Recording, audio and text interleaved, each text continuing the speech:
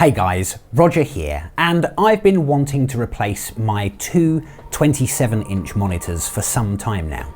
So when BenQ told me they were sending out a 35-inch ultra-wide monitor, well, I got very excited.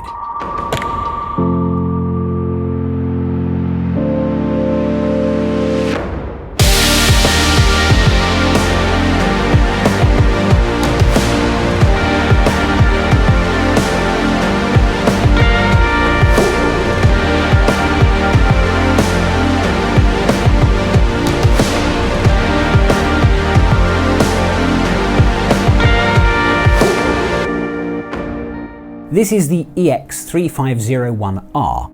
It's a 35-inch 3340 by 1440 ultra-wide monitor, and it's actually been available for a while now. But given its current price and its features, I think this is certainly a monitor to consider if you're in the market for a new one. Now, from every angle, I think this monitor looks lovely. The back is made of plastic, but it feels solid. And the stand it comes with is really nice and sturdy, which is good, as the monitor is rather heavy. The colour scheme is nice in silver and black, and the chrome detailing on the stand finishes off the design just really well. One rather disappointing thing is that it doesn't come supplied with Vesa mounting holes or a Vesa bracket.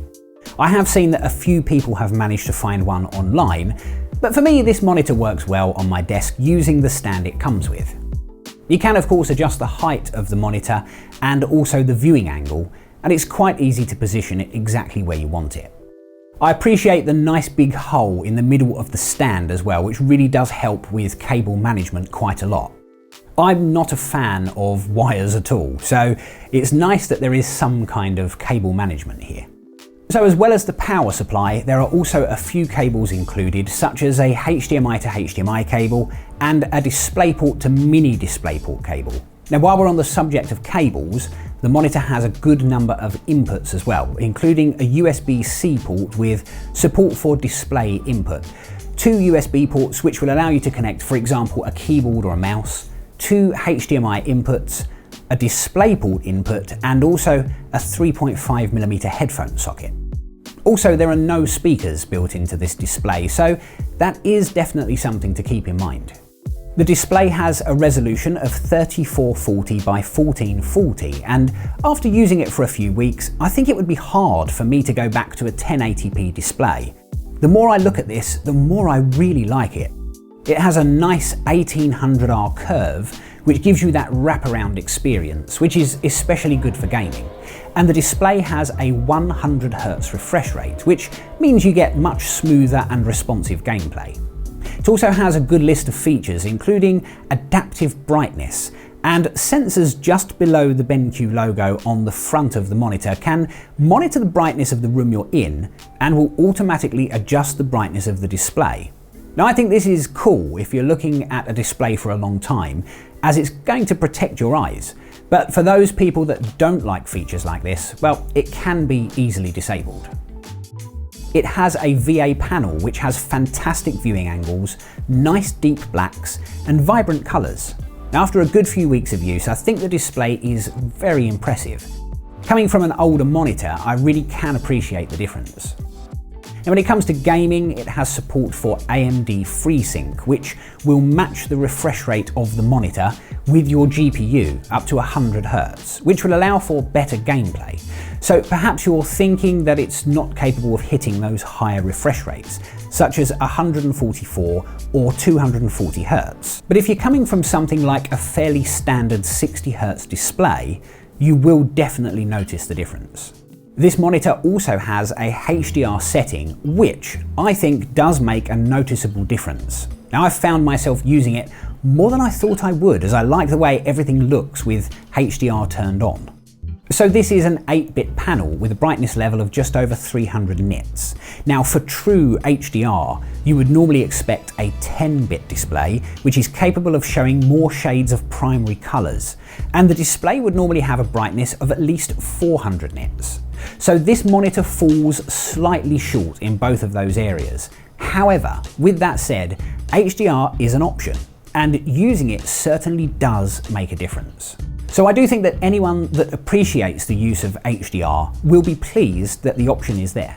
There are a few other features this monitor has, such as BenQ's zero flicker technology, which basically means you won't need to worry about LED flicker issues, which is a problem with some other monitors. On the right-hand side, just below the display, is also where you'll find all of the buttons for the on-screen display. And once you get used to what the buttons do, it's actually very easy to navigate around the menus. Some monitors have a very messy menu setup, but this one is actually rather easy to navigate.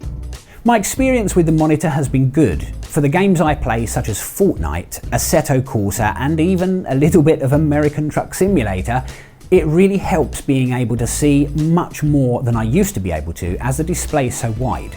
And I think you do get a much more immersive experience. For sim racing, the display seems to be just the right size, and having that faster refresh rate means that everything does feel much smoother and more realistic. The colours really do look good, and that curve makes it real easy to see every part of the screen perfectly. I've also found that having a much wider display makes life much easier for editing video, as you can stretch your timeline across the entire width of the screen. It really is nice having so much room to play with. Also, for normal day-to-day use, it works really well too, and it's wide enough to have two large windows open side by side, and that means I no longer need two separate displays with that really annoying bezel down the middle. You'll also be able to watch 21:9 video full screen, which looks stunning, but for most 16:9 videos you'll have that black bar down either side if you're watching full screen. Now, there isn't much that can be done about that, but personally I think it looks fine. At its current price, I think the monitor is a very good choice given all of the features you're getting. If you're considering upgrading from an older monitor, or maybe you have a dual monitor setup and you're wanting to move to one larger monitor, then this is a very nice upgrade. A big thanks to BenQ for sending the monitor out to me for this video, and if you'd like to know more about it, as always I will leave a link in the description below, and if you liked the video or you found it useful, please hit the like button, and if you haven't already, please do consider subscribing so that you don't miss my next video. I'm Roger with Life of Tech. Thanks very much for watching, and I'll see you in the next one.